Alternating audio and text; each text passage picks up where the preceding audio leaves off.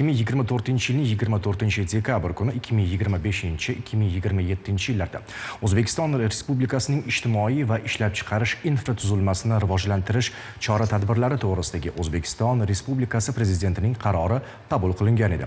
Mazkur qarorda umumiy foydalanishdagi avtomobil yo'llarini ta'mirlash, rekonstruksiya qilish ishlarini olib borish ham belgilangan.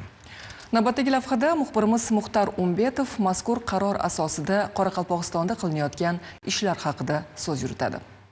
Ko'pchilik haydovchilarning e'tiroziga sabab bo'lgan Nukus shahrini Xo'jayli tumani bilan bog'lovchi avtomobil yo'li bugun yangitdan ta'mirlanmoqda. Hozirgi vaqtda esa ishlar qizg'in pallada.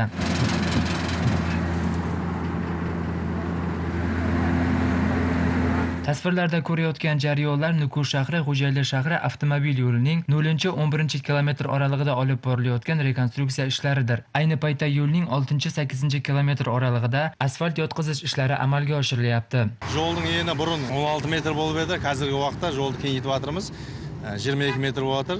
Bu yo'lning sebebi avtotransportning ko'payishine байланышлы yo'l harakat xavfsizligini saqlov hamda bu yo'lda kelajakda keng qilib sevatirmiz Xo'jayli Nukus yo'lini. Hozir ko'rib turgan yo'limiz o'tgan yili rekonstruksiya qilinmasdan oldin eski yo'l edi, ya'ni 4 polasa edi. Hozirgi kunda 6 polasa kengaydi. Qipchoq yo'llarini muntazam foydalanish davlat muassasasi tomonidan qilinayotgan mazkur ishlarga jami 10 ta maxsus texnika, 20 ta ishchilar jalb etilgan. Aytib o'tishimiz kerakki, bu ishlar 2025-2027 yillarda O'zbekiston Respublikasining ijtimoiy va ishlab chiqarish infratuzilmasini rivojlantirish chora-tadbirlari to'g'risidagi O'zbekiston Respublikasi Prezidentining qarori asosida qilinmoqda. Qoraqalpog'iston Respublikasındagi ulug' foydali avtomobil yo'llarida 3 obyektda rekonstruksiya qilish jumlarini amalga oshirish belgilangan.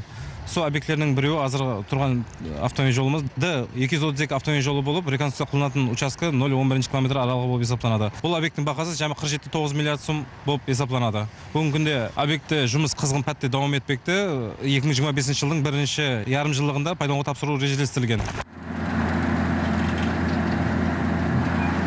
Yo'lning ta'mirlanib foydalanishga topshirilishi yuz berishi mumkin bo'lgan yo'l transport hodisalarining oldini olishga zamin yaratibgina qolmay, fuqarolarning uzoq manzillarga tez yetib borishiga sabab bo'ladi.